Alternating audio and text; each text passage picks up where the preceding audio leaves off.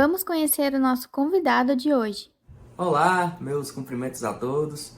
Meu nome é Lucas Holanda, eu sou advogado tributarista, sou mestrando em Direito pela Universidade Federal do Ceará e sou pesquisador.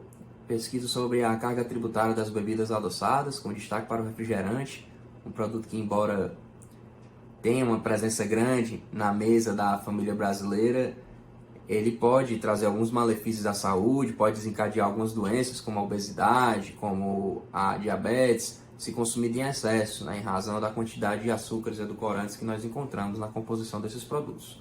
Agora vamos para as perguntas. E a primeira pergunta é: como as indústrias de bebidas adoçadas são fiscalmente incentivadas no Brasil? De antemão, eu já adianto que não existe, não, pelo menos não diretamente, nenhuma legislação que busque especificamente e objetivamente incentivar o consumo de refrigerantes por meio da tributação.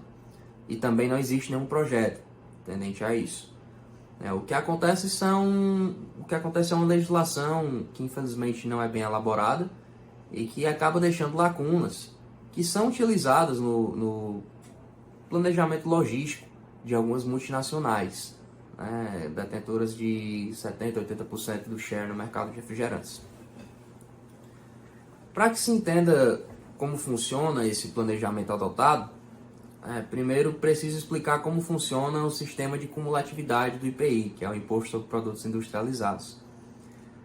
Suponha que eu tenha uma indústria que fabrica o concentrado de refrigerante, aquele pozinho que você vê nas redes de fast food, que é adicionado posteriormente de água, de açúcares edulcorantes e forma o produto final, que pode ser uma latinha de refrigerante, uma garrafa de vidro, uma garrafa de plástico.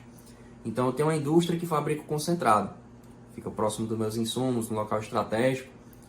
E você que está aí nos assistindo, você tem uma indústria que fabrica o produto final. Tanto eu quanto você fazemos um produto industrializado, ainda que seja um produto diferente. Então, quando eu fabrico o concentrado e lhe vendo, eu pago IPI, e quando você vende o seu produto ao consumidor final, você também paga IPI. Suponha que eu lhe venda meu produto por R$ 100, e o IPI tem uma alíquota de 10%. Eu pagaria R$ 10 a título de IPI. Agora, suponha que você, depois que adquirir meu produto, vende o seu produto a R$ 300. Se a alíquota é 10%, você deveria pagar R$ 30. Mas como eu já paguei 10 anteriormente, você ganha um crédito de IPI de R$ 10. E aí você, na verdade, vai pagar apenas R$ 20. É assim que funciona a não cumulatividade do IPI, para que a gente não tenha imposto incidindo sobre imposto. O que é que acontece? Temos uma região, que é a Zona Franca de Manaus. É uma região geográfica a que a legislação brasileira concedeu alguns benefícios para incentivar a industrialização na região norte. Dentre esses benefícios está a isenção de IPI de produtos que saem da Zona Franca de Manaus, ainda que para outros estados. Via de regra, um produto isento de IPI não gera um crédito de IPI, já que não teve recolhimento nessa etapa da cadeia. Mas o STF entende que esse entendimento cria um problema para a Zona Franca de Manaus. Por isso nós precisaríamos de uma exceção específica para a Zona Franca de Manaus.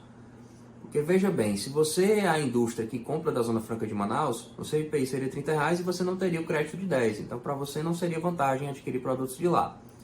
Então a STF entendeu que ainda que exista a isenção de IPI para produtos da Zona Franca de Manaus, persiste o crédito de IPI para os adquirentes.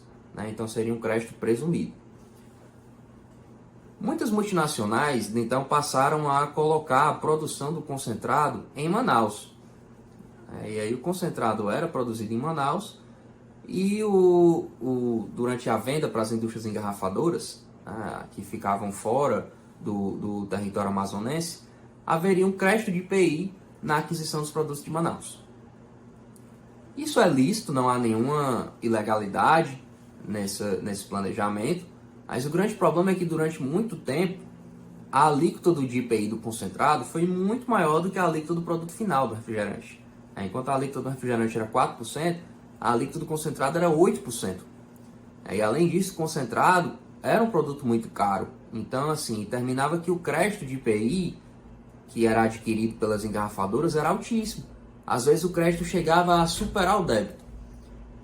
E isso desencadeava o que na prática acabava funcionando como incentivo, porque se eu tenho um crédito maior do que o meu débito, eu posso pedir restituição do excedente. né? Então foi esse jogo de logística, digamos assim, que acabou gerando o que pode se chamar de um incentivo para refrigerantes na legislação brasileira, ainda que não haja previsão de nenhum incentivo. Essa questão dos créditos também vale para o ICMS, e também é válido mencionar que não apenas as bebidas adoçadas, mas também todas as bebidas frias têm uma sistemática diferenciada de tributação com relação às contribuições previdenciárias, né, especificamente PIS e COFINS.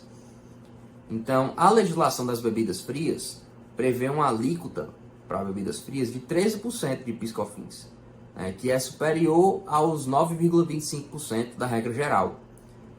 Então isso causa uma falsa sensação de que há uma tributação mais onerosa para bebidas frias, né, que inclui refrigerante, cerveja, entre outras semelhantes.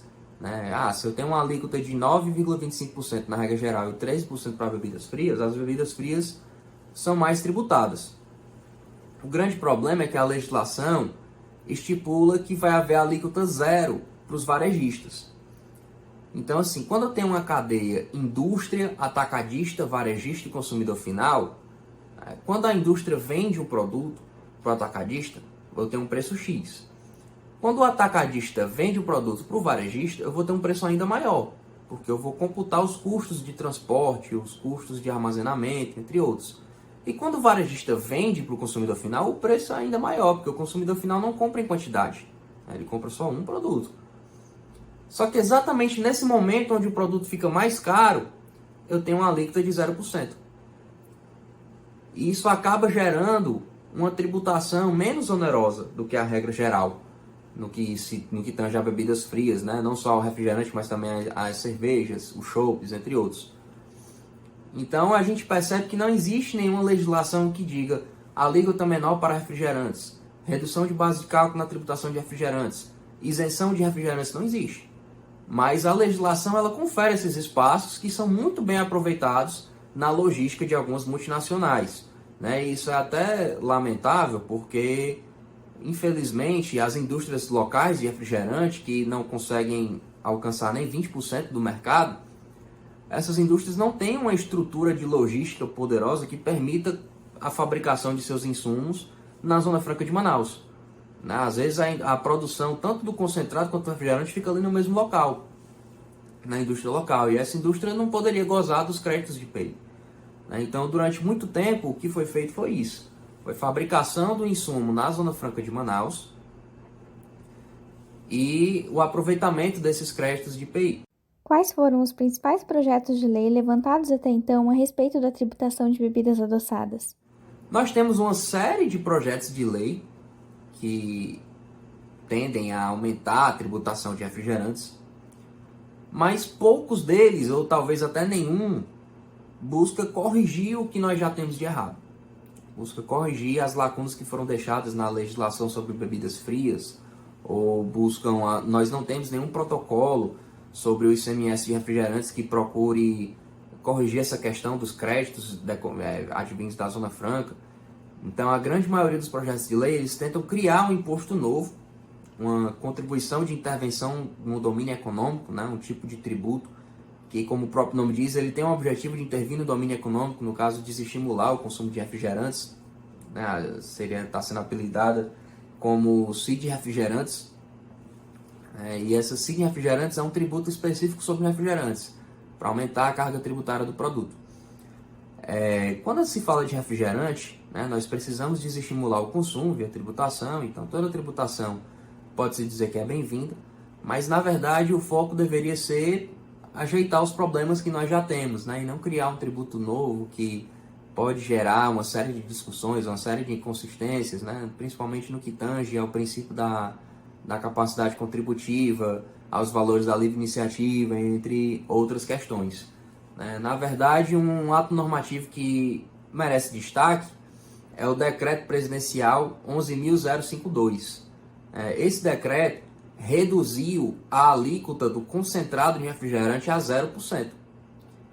Então, esse decreto acabou com os créditos presumidos de IPI que as engarrafadoras de refrigerante tinham acesso quando compravam produtos da Zona Franca de Manaus. O decreto, infelizmente, foi suspenso por uma medida do STF, pelo ministro Alexandre de Moraes. Na ação direta de inconstitucionalidade, em que se discutia esse decreto, haviam vários outros, né, que alteravam alíquotas de IPI de diversos outros produtos. Dentre eles havia esse decreto 11052, desse ano corrente, saiu em abril de 2022, que tratava especificamente do concentrado de refrigerante. Então esse decreto foi suspenso, não houve declaração de ilegalidade, o decreto também não foi revogado, mas infelizmente atualmente ele se encontra suspenso, não está produzindo efeitos. Mas caso a liminar venha a cair, venha a ser revogada ou venha o ministro a emitir uma reconsideração, seria muito interessante, pois uma vantagem tributária que muitas empresas produtoras de refrigerante têm desapareceria. Então é importante destacar o decreto 11052. Para onde poderão ser destinados os recursos obtidos através da eventual tributação de bebidas adoçadas? Não é comum aqui no Brasil a gente fazer vinculação de receitas, né? Tanto que a boa parte da nossa carga tributária é proveniente de impostos e contribuições.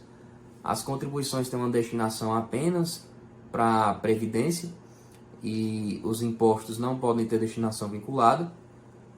Mas no caso, se for o caso de criar um tributo com destinação vinculada, esses recursos seriam para a saúde pública, né? Para auxiliar a saúde pública a cuidar de pessoas que venham a ter doenças desencadeadas pelo consumo exagerado de açúcares, né? Como já mencionado, a diabetes e a obesidade.